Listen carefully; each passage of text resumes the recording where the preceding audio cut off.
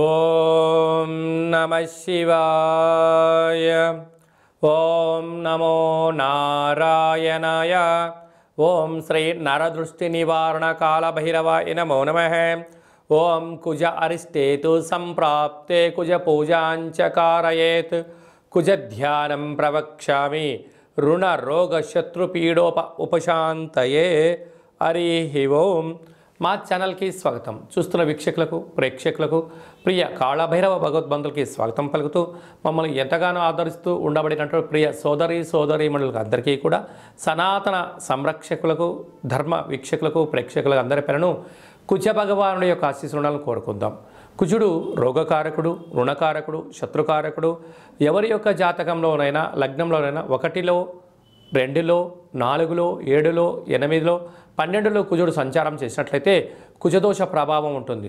అలాంటి రుణాలు రోగాలు కుజదోష ప్రభావం ఎవరిపైన ఉండకుండా అందరినీ చల్లని చూపులతో ఆయురారోగ్యాలుగా ఆశీర్వదించాలని ఏడాది తర్వాత కుజ భగవానుడు 28వ తారీఖు 12వ నెల 2023 నుండి 5వ తారీఖు 2వ నెల 2024వ సంవత్సరం వరకు సంచారం చేయనప్పుడు ఎలాంటి ఫలితాలు ఉంటాయో, ఏడాది తర్వాత ధనుసు రాశిలో సంచారం చేయనప్పుడు ఎలాంటి ఫలితాలు ఉంటాయో సవివరంగా సంపూర్ణంగా తెలుసుకుందాం. మేషరాశి వారికి ఏడాది తర్వాత ధనుసు రాశిలో కుజ భగవానుడు సంచారం చేయనప్పుడు ఎలాంటి ఫలితాలు ఉంటాయో తెలుసుకుందాం.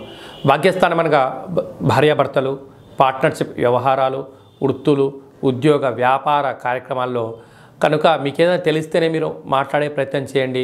తెలియలేదు తెలుసుకుని మాట్లాడే ప్రయత్నం చేయండి. దీనివల్ల మీ గౌరవం, సభా గౌరవం, వృత్తులలో ఉద్యోగాల్లో అనంతమైన మార్పుకు స్వాగతం పలికే పరిస్థితి ఉంటుంది. సాఫ్ట్వేర్ ఉద్యోగస్తులు, రాజకీయవేత్తలు, వ్యవసాయ సోదరీమణులకు, గృహ భవన నిర్మాణ కార్యక్రమం చేసేవారికి పట్టుదల ఓపిక చాలా అవసరమని చెప్పి గుర్తుపెట్టుకోవాలి. కుజ భగవానుడు అందరినీ చల్లగా ఆశీర్వదించాలని 1లో కుజుడు ఉన్నాడు రుణ సమస్యలు, రోగ సమస్యలు. 2లో కుజుడు ఉన్నాడు ధనపరమైన సమస్యలు. 4లో కుజుడు ఉన్నాడు ఏ పని జరిగినా చేయాలన్నా విజయవంతం కాకపోవడం, సగంలో ఆగిపోవడం. 7లో కుజుడు ఉన్నాడు ప్రేమ వివాహాల్లో ఆటంకాలు, భార్యాభర్తల మధ్య విభేదాలు, వాహన ప్రమాదాలు పొంచి ఉంటాయి. 8లో కుజుడు ఉన్నాడు యంత్ర ఆయుధాలతో ప్రమాదాలు, జలగండము భూగండము, యంత్ర ఆయుధాలతో మారణాయుధాలతో ఇబ్బందులు ఉంటాయి. వ్యయంలో కుజుడు ఉన్నాడు ఖర్చు పెట్టడమే తప్ప తిరిగి తెచ్చుకోవడం లేనటువంటి పరిస్థితి ఉంటుంది. భూముల్లో పెట్టుబడి పెట్టడం, అమ్ముకోలేకపోవడం, అలాగా అనేక రకాలమైన కోర్టు పోలీస్ స్టేషన్ల చుట్టూ తిరిగే పరిస్థితి అధికంగా ఉంటుంది. కనుక ఇలాంటి కుజ భగవానుడి యొక్క అనుగ్రహం లేనటువంటి వారందరం ఏం చేయాలి అన్నట్లయితే ప్రతి మంగళవారం పూట ఉదయం 6 గంటల నుండి 7 గంటల వరకు కుజహోర జరుగుతూ ఉంటుంది.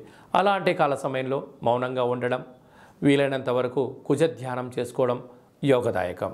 అలాగనే ఎరుపు వస్త్రాన్ని ఎరుపు క్లాత్ మీద కూర్చొని సాధన చేయడం వలన అంగారకుడి యొక్క ఆశీస్సులు అద్భుతంగా మనకు ఉంటాయి. అలాగా ప్రతి మంగళవారం పూట కందిపప్పుతో కూడుకున్న ఆహారాన్ని భుజింపచేయడం, ఒక ఎరుపు క్లాత్లో 1 కేజీ బాబు కందులను కానీ కందిపప్పును కానీ మూటకట్టి ఒక 7 ఎర్రటి ఒత్తులను ఆముదంలో నానబెట్టి ఇలాంటి సమస్యలు ఉండబడిన వారికి దిష్టి తీసి ప్రవహించే నీటిలో వేయడం వలన చేపలు లాంటివి అనేక తిని తనకున్న కుజదోషం తొలగిపోతుంది. అలాగనే నానబెట్టి గోమాతగా పెట్టడం వల్ల కర్మదోషం తొలగిపోతుంది. అలా కుదరలేదు బ్రాహ్మణుడికి దానం ఇవ్వడం వల్ల బ్రాహ్మణ భోజనం చేయడం వల్ల మనకు సంచిత ప్రారంభ ఆగమిక కర్మలు తొలగిపోతాయని చెప్పి గమనించాలి. అలా మీరు పడుకునేటువంటి రూమ్లో ఒక ఎరుపు లైట్ని ఏర్పాటు చేయడము, ఎరుపు క్లాత్తో పైన పడుచుకొని పడుకోవడము, అలాగే ఎరుపు వస్త్రాన్ని దానం చేయడం వల్ల రుణ సమస్యలు రోగ సమస్యలు తొలగిపోతాయి. అబ్బో ఇలా చాలా కష్టమండి మేము చేయలేము అనుకుంటున్న వారందరికీ ఒక అద్భుతమైన ఆధ్యాత్మికమైనటువంటి రెమెడీ ఏమిటి అనగా ప్రతిరోజు స్నానం చేసేటప్పుడు ఒక 7 కంది గింజలను కానీ కందిపప్పులను నీటిలో వేసి ఆ నీటితో స్నానం చేయండి, యోగదాయకం. అలాగనే ఈ యొక్క అంగారక కల్పవృక్ష దేవతను గృహంలో ఉంచుకొని ప్రతిరోజు ఉదయము కుదిరితే సాయంత్రం పూట 2 అగరబత్తులు వెలిగించి ఓం క్రాం క్రీం క్రోం సహ భౌమాయ నమః అనే మంత్రాన్ని 7 సార్లు, కుదిరితే 27 సార్లు, కుదరలేదు 108 సార్లైనా కుదిరేలాగా చేసుకొని మంత్ర సాధన మీరు చేసినట్లయితే ఇలాంటి అనేక రకాల సమస్యలు తొలగిపోతాయని చెప్పి గమనించాలి.